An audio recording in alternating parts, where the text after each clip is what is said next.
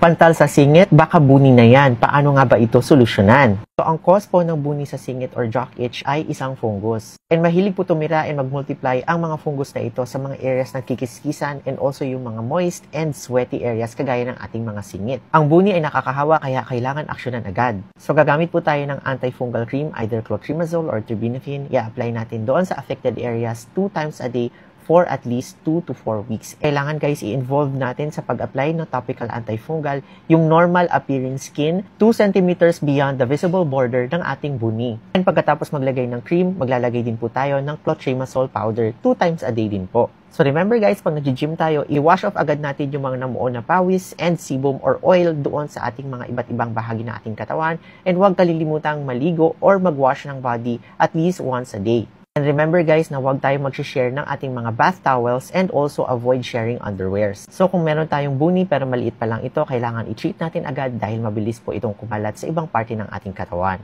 For more skin tips that work, follow me and Basta Acne DMD. Bye!